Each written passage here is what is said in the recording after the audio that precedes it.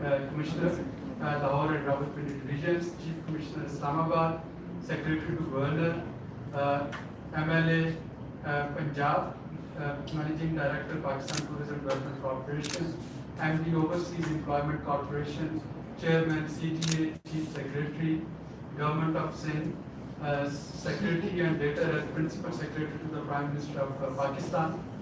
He has been on the boards of Governors, Cadet College, Hassanullah, Lawrence College, Marine Regional Public School and Intermediate College, Lahore, and Rawalpindi, Muhammad Ali Jinnah University, and is presently on the board of CUSP, Cadet College, Hassanullah, Regional Public School and Intermediate College, Rawalpindi, Chancellor, MY University, Islamabad.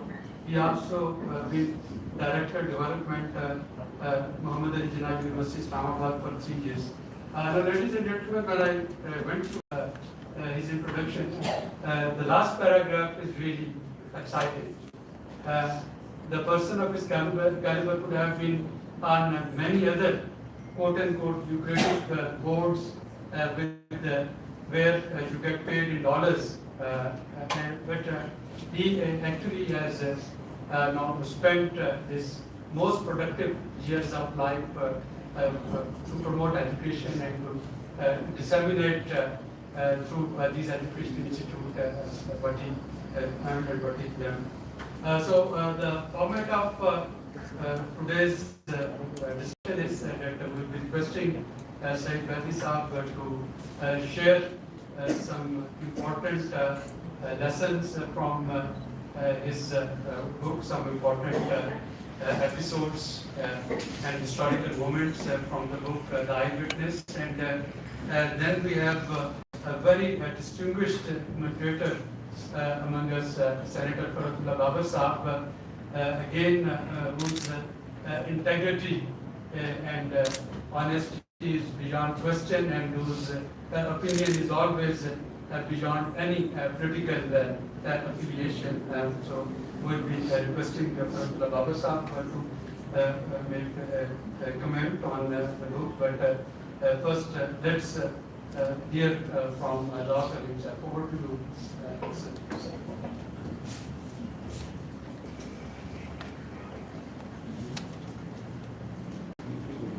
Bismillahirrahmanirrahim. Ladies and gentlemen, Assalamu alaikum. Let me first of all thank you for sparing your precious time to have graced us by your presence at the book function of the Eyewitness today. And because of this institution where this function is being held, the people who are present here, they seem to be highly educated. And one can expect difficult questions from them. So I will tell you my hard of hearing. At times I don't hear.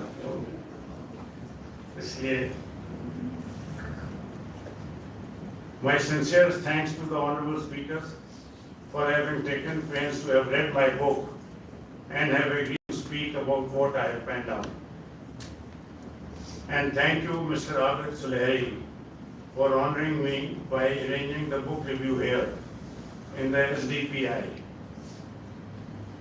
Let me thank Mr. Sher bin Aziz for handling this function and making relating matters.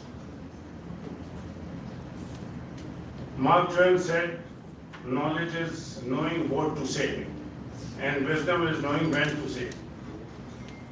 I always knew what to say, but it took me years since my release from Adiyala jail when to write. Finally, I decided not to delay it further, lest memory or my life part ways from me. When I started writing this book, what I had in my mind was, I will just relate that to you. जो बात कहते डरते हैं सब, तू वो बात लिख। इतनी अंधेरी थी ना पहले कभी रात, लिख। That is 16 December 1971 and 14 April 1979. 71 is when we lost more than half of our country. And 4th April 1979 is when Mr. Zulfikar Ali Bhutto was tragically executed. जिनसे कसीदे लिखे थे वो फेंक दे कलम, फिर खूने दिल से सच्चे कलम की सफात लिख, जो रोजनामों में कहीं पाती नहीं जगह, जो रोज हर जगह की है वारदात लिख. I tried to follow this. How far I have been successful is for you all to decide. I have been a witness to history, and in this book I intend to tell it all. It's a story of 2 centuries. It may be considered my reflections and recollections. What I have penned down can be taken as a living history. If you ask me as to why I have to write down my memoirs, there may have been hundreds, rather thousands of civil servants who may have held the position I did, but they have not taken the trouble and pains to write down their experiences. I will tell you why. I held such positions which kept me close to the corridors of power. I have seen power being used and power being misused. So I thought that I must let the people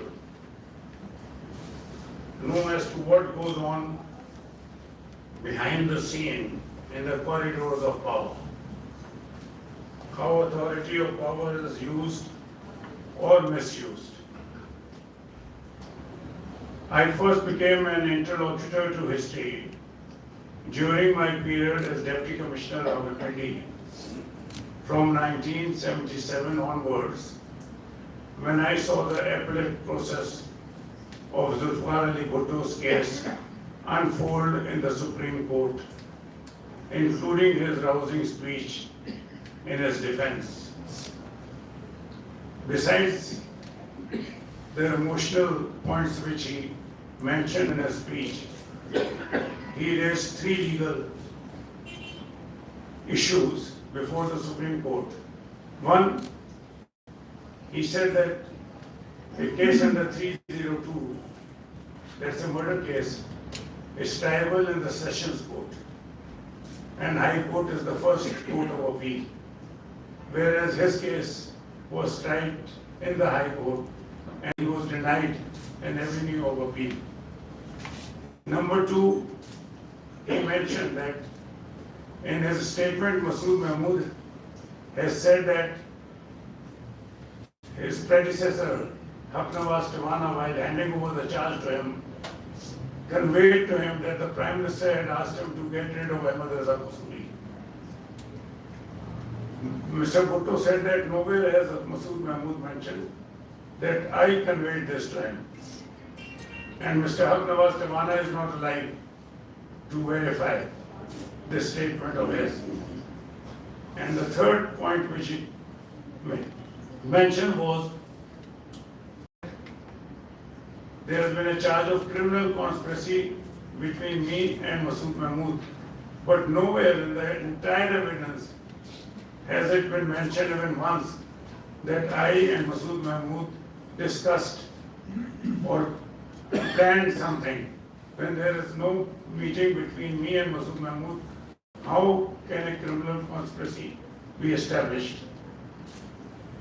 And when he entered the Supreme Court, although he had his lawyer, Mr. Yahya Mukhtar, but he had asked or requested the Chief Justice to allow him to speak directly in the Supreme Court, and he was given 3 days to address. And as he entered the Supreme Court, he overpowered the entire crowd there, including those who were sitting on the bench. And for all 3 days, he spoke from 8 to 1. And from 11 to 11:30, there used to be a break where we took him to the registrar's room for a cup of tea or coffee. And one interesting thing I would mention, Justice Sajjad Ali Shah, who later on became Chief Justice of Supreme Court, he was registrar at that time. And when we took Mr. Bhutto to his room, both of them spoke in Sindhi. And the next day we got instruction that for tea he is to be taken to the additional registrar's room and not registrar's room. Nizami Sahab was additional registrar at that time, whose daughter also came in foreign service and remained ambassador. फिर 2 दिन जो है हम फिर उन्हें उधर ले जाते थे. I would like to just read out 1-2 pages which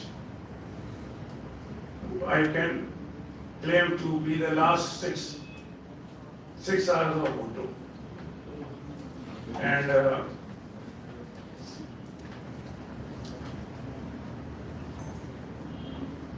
एक है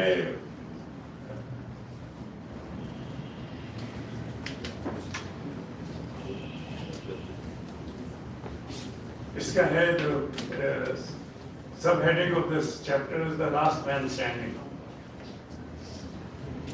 मैं भी खाइफ नहीं तख्तेदार से, मैं भी मंसूर हूँ कैदो अख्तियार से, क्यों डराते हो जिन्ना की दीवार से, जुल्म की बात को जहल की रात को, मैं नहीं मानता, मैं नहीं जानता. The night is etched in my memory, word for word, memory by memory, moment by moment, response by response, and reaction by reactions. Zulfikar Ali Bhutto and Sayyid Mehdi engaged in an intense, monumental conversation with few words but more lines to read in between. Whenever I was on an official round and walked down the narrow corridors of this purpose-built portion of Rawalpindi District Jail, with 3 rooms on each side and Bhutto's the last one on the left, I was reminded of Lord Tennyson's charge of the Light Brigade that I read at St. Anthony's Law. Cannon to the right of them, cannon to the left of them, cannons in front of them. Yes, even this evening it felt like something, including myself, was about to explode.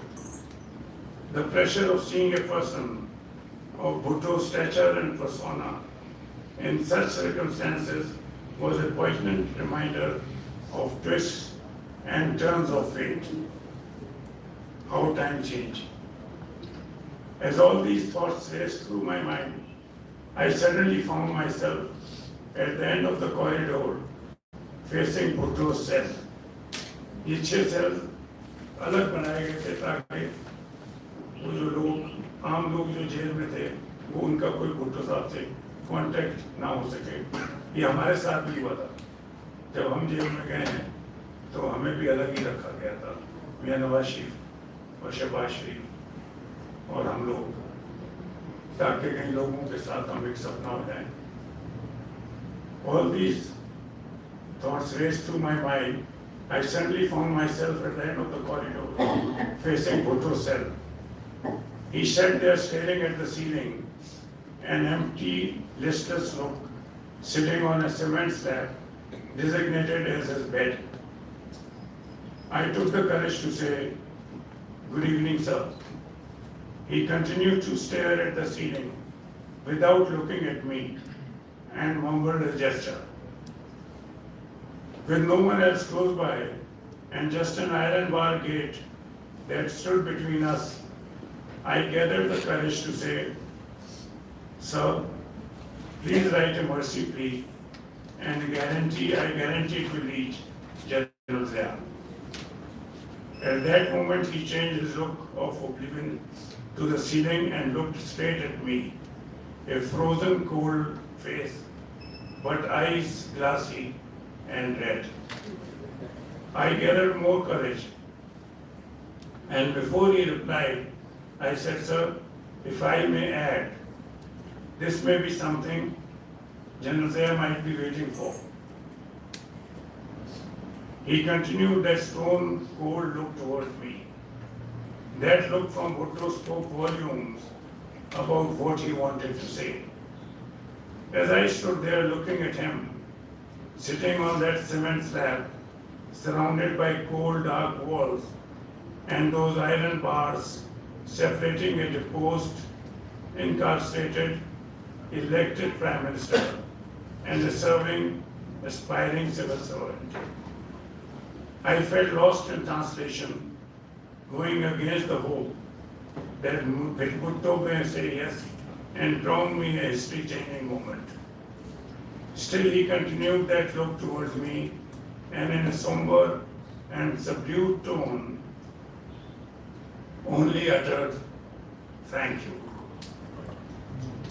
Thank you, the last two words that Bhutto spoke to me just about 6 hours before he was taken to the gallows and hanged.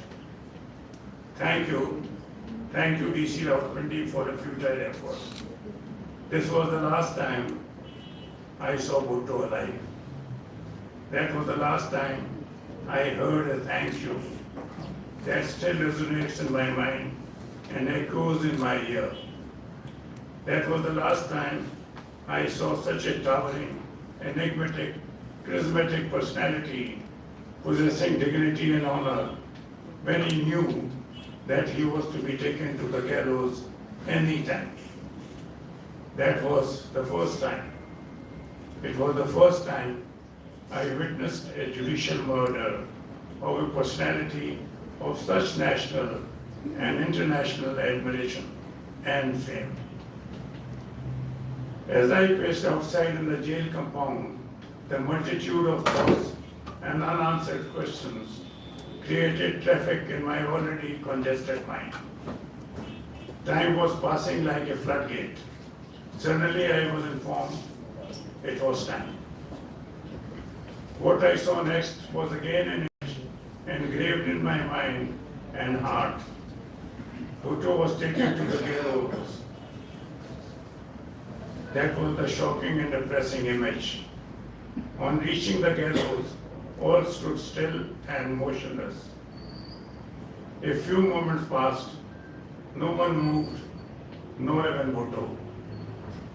He glanced towards the gallows, leaped forward, and in knee-jerk reaction, climbed the 3 steps and reached the gallows, where he stood tall and brave, waiting to be hanged any moment.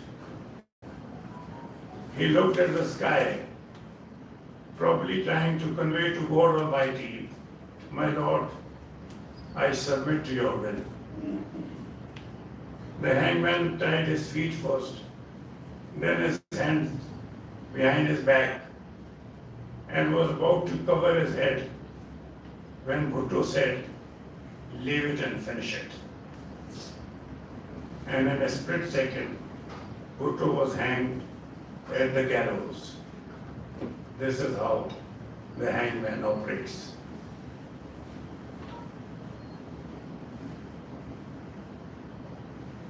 I was also tasked to call on Zulfikar Ali Bhutto in Rawalpindi jail earlier, about a week before his execution, to suggest to him to file a mercy petition to the president, which he flatly refused. He mentioned that he would prefer to die at the hands of a dictator than to die at the hands of history. I was there when Pakistan's first elected Prime Minister met his wife and daughter for the last time in his life. Mrs. Bhutto and Benazir Bhutto, they were allowed to meet Mr. Bhutto once a week. That was every Tuesday. They had met Bhutto on Tuesday, when on Wednesday they were informed that they are meeting Mr. Bhutto again that day. And they were surprised because they had just met him 1 day earlier. And the jailer, the assistant super jail who was there, where they were lodged in the Sehala rest house. So he said that he has just this mission, that he is to take them to the jail to meet Mr. Bhutto. When they came to the jail, they asked the jail superintendent and Colonel Rafi, who was administrator of the jail, as to why were they meeting Mr. Bhutto just after a day. They also said they had no information. And they also informed them that their meeting used to be 1 hour. And that day there is no limit of time. That also made them suspicious as to something is going to happen. The meeting continued for about 2.5 hours. Begum Bhutto to boli nahi bilkul. वो दीवार के साथ करके बैठ गई, and she just kept on crying and weeping. Benazir and Mr. Bhutto were whispering to each other because they knew that the cell was bound. Or at times they were writing and then used to tear away. So when they were leaving, Benazir, she asked the super jail and Colonel Rafi to allow her to enter Bhutto's cell and embrace her father for the last time in their lives.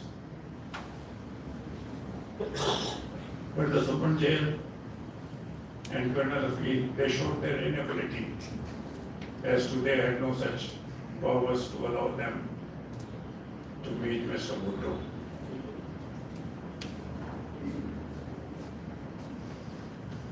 I was there when Pakistan's first elected Prime Minister met his wife and daughter for the last time in his life. And I saw him when he was tragically executed, as I have just read it out to you. I was also tasked to meet Mr. Bhutto and Benazir in Sehala rest house, where they had been detained, and to inform them that they are to be released, and to ask them as to what arrangements should be made for their travel to Ladkana and Ghadi Khuda Bakhsh, where Zulfikar Ali Bhutto had been buried. The SMLA, Brigadier Rahat Latif, I, and the SSP Jante Bakshi, we three went to Sehala rest house to meet Begum Bhutto, but we were informed that she was in Iddat and she would not meet any Namera. And if we wanted to meet Miss Bhutto, she was there. So Brigadier Rahat Latif, our SMLA, got in touch with the higher authorities and got their permission to meet Benazir. She came in about 10 minutes. We stood up and greeted her. When we sat down, she said, "Hello, General, how are you?" The SMLA said, "Ms. Bhutto, I'm not a general, I'm a brigadier."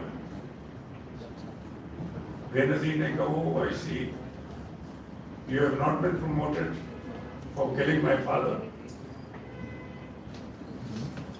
He said that your father was not killed. He was executed under the orders of the Supreme Court of Pakistan. She said, "Look, I don't want to sit with you. Either you go or I leave." He then again went out and got instructions from higher authorities. He came back and said, "I am sitting outside. Whenever you need me, you may call me." She said, "I never need you." Then she asked Mr. Jante Barki as to who he is. He said, "I am Jante Barki, SSP Rawalpindi." She said, "Oh, you posted in Lahore before coming here?" He said, "Yes, I was SP Kent." Then she said, "You used to bring my father from Port Lakbat to the High Court?" He said, "Yes." And then she said, who, you put him out of the High Court? The वो Justice Mushtaq ने कहा था, take him away, take him away. He said these were the orders of the Chief Justice. She said if the Chief Justice had asked you to take out your gun and shoot yourself, would you have done that? So he had no answer. So she said, you may also go. तो वो तो फौरन he left, उसने कहा मैं इस झगड़े में नहीं पड़ता. Then she asked me to introduce myself. I said, I'm Saeed Mehdi. I'm Deputy Commissioner of Al-Pindi. He said, look, Mr. Mehdi, you and I are alone in this room, and above us is God Almighty. You tell me honestly as to whether my father was killed. I said, though very unfortunate, he was executed. And it was not only a national law, it was an international law, because he was a leader of international ability and international fame. After which she got relaxed and started discussing with me arrangements of going to Larkana. I also mentioned on seeing her, I became a little emotional. And I also mentioned that people will never forget Bhutto and will never forgive Ziaullah. And Ziaullah will be carrying the bear of Bhutto on his shoulders throughout his life. And when he is out of power, people may even lynch him. So she was relaxed when she found me speaking in this type of language. We discussed a program of going to Larkana. On the third day, both of them, the mother and daughter, were sent to Larkana. The next day, I got a message from the military secretary to the president that I was to meet the president the next day at 11 o'clock. When I met General Zia, I said, how did your meeting with Bhutto ladies go? I said, sir, Mrs. Bhutto did not meet us. She was another. Miss Bhutto met us. So he said, was she rough? I said, in a way, she asked SMLA to go and she asked the SSP to leave. So he said, how was your attitude? I said, sir, I had to be very civil and polite because she had just lost her father a few days back. He said, yes, that is how it should happen. And then he switched on a tape recorder. और उसमें मेरी आवाज़ आ रही थी, उसमें मेरी आवाज़ और मोटी और भारी थी. कहने ये कौन साहब है? मैंने कहा sir, it's me. On seeing Benazir, I had become emotional. उनका no, government servants should not be emotional. They should be practical and functional. तो मैंने कहा sir, I'm sorry for all what I said. And if you so desire to take action against me, or if you so direct that I should tender my resignation, I am prepared to do that. He said, you are again getting emotional. So, if I had to take an action against you, I would have taken. I didn't need to call you. Why I called you was to let you know that if in place of me, Mr. Zulfikar Ali Bhutto was sitting, and all what you said about me, you had said about Bhutto, then you wouldn't have been here. Rather, you would have been nowhere. So, is that clear? Manka, yes, it's clear. So he said, then now, you will go. मैं वहाँ से आ गया, बचा के.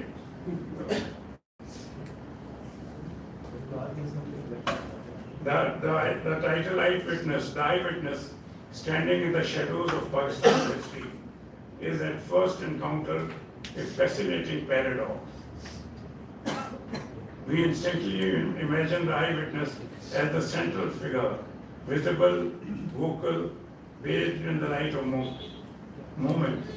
Yet I deliberately chose to locate myself in the shadows. And it is precisely from this place of slight distance, the deliberate position of restraint, that the book draws its singular moral authority and its enduring, uncompromising strength.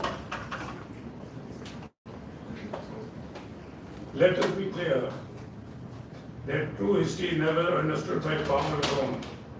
It is understood, and often far more truthfully, by those who watched power with an unflinching eye, who saw its exercise, its misuse, its restraint, or its utter abandonment without ever being seduced by it themselves. I am now nervous. Why am I nervous? My wife and my children are here. When I go back home, they will be the biggest critics. They will say कि ये आपको कहने की जरूरत क्या थी, ये कहानी सुनाने की क्या जरूरत थी, आपने फला लफ्ज गलत बोला, कुछ आप बोले वो सुनाई नहीं दे रहा था, किसी जगह आपका एक्सेंट ठीक नहीं था, तो वो I will have to face all of them seriously, all wrong. And पहले मैं बहुत आराम से बोल रहा था, अब मैं कॉन्शियस होके बोलूँगा for the rest of the time. नहीं एक चीज मैं just my family is here, they should know.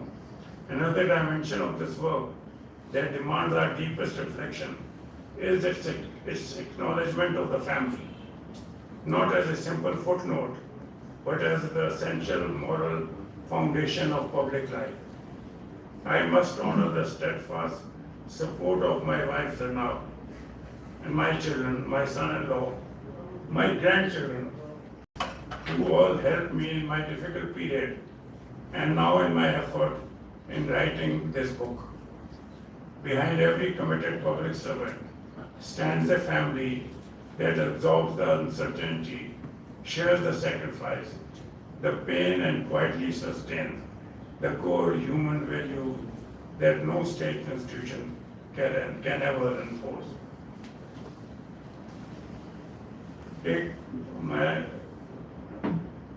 I would like to just read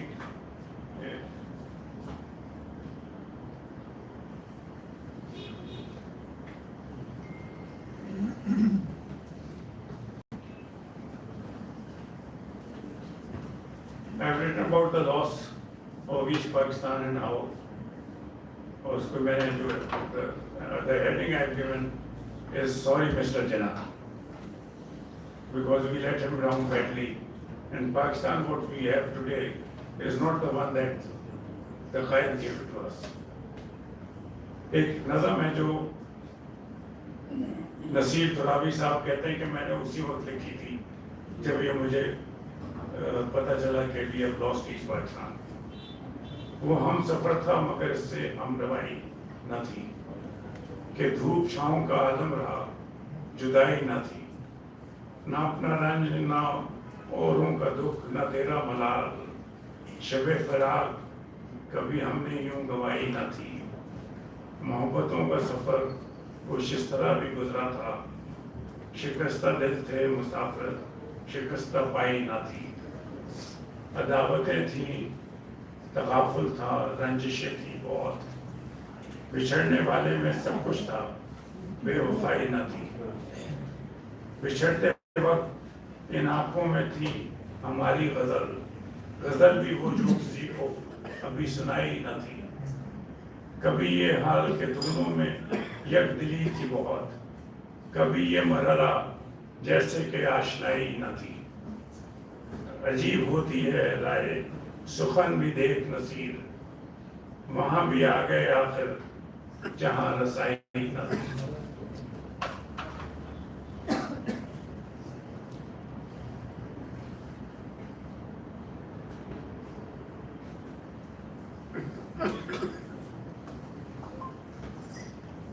एक when Benazir Bhutto returned in April 1986, I was Commissioner of Law. Naturally, we were asked to witness all arrangements to manage the crowd because everyone expected a very large crowd. मैं आपको एक सुनाऊंगा. General Zia and Junaid Sahab came to Lahore and took a meeting of the senior civil servants. Governor Makhdoom Sajjad Qureshi and Chief Minister Mia Nawaz Sharif were also present at the meeting. IG, Chief Secretary, DIG Special Branch, मैं Deputy Commissioner, we were there. So he asked us to give our views. तो government servant की जैसे आदत होती है, sir कुछ कोई खास नहीं होगा क्राउड. ऐसे she will come about 4,000-5,000 people होंगे around the airport, and by the time she reaches Pakistan, a maximum of 10,000 crowd. एक DIG special branch थे, उन्होंने कहा so I will sum up in one sentence. There will be a lot of smoke, but no fire. General Zia ने कहा कि there will be smoke and fire both. And logically, how can there be a smoke without fire? तो आप लोग, ये मैंने देखा है आपको, आप जो सिविल सर्वेंट्स हैं, वो बात करते हैं जो आपके अफसरान को पसंद आए. आपने पहले यूं बेड़ा गर्क करा. फातिमा जिना का जुलूस था, वो पूछते थे कितने लोग थे, कि जी 1-2 हज़ार थे. और वो एयरपोर्ट से शुरू होता था उनका जुलूस, और वो जाके कहीं हाई कोर्ट के सामने खत्म होता था. They were all people. वो कहने की जैसी. उन्होंने फिर आपने भुट्टो के साथ ऐसा किया, फिर मेरे साथ करने की कोशिश की, लेकिन मैं आपकी बातों में नहीं आया. Please keep this in mind. हम तो फारिग हो गए, मैं और गवर्नर साहब, ये जलूजा साहब और मैं प्राइम मिनिस्टर, नवाज शरीफ है चीफ मिनिस्टर, ये शरीफ लोग हैं. आप इनको क्यों मिसगाइड कर रहे हैं? आप प्रॉपर अरेंजमेंट्स करें, अपना कॉन्टिजेंसी प्लान बनाएं. I tell you how many people will be there. There will be about 20,000 people at the airport, and by the time she reaches Pakistan, the crowd will be 1.5 lakh, which will look like 5 lakhs, and the People's Party will claim 10 lakhs. So make contingency plan accordingly, and keep one thing in mind: don't try to create a problem for her. If you do that, you will have problems, not her. और फिर एक चीज उन्होंने बड़ी अजीब कही, मैंने इसमें किताब में भी लिखा है. उन्होंने कहा, do you know who is she? She is the daughter of Zulfikar Ali Bhutto, who still lives in the hearts of the people of Pakistan. और हो सकता है मेरे दिल में भी हो, इस तरह का हो सकता है मेरे दिल में भी हो. तो ये मैं आपको इसलिए सुना रहा हूँ, ये इस तरह मैंने शायद किताब में इस फॉर्म में ना लिखी हो. तो naturally then we made proper arrangements. और एक मैं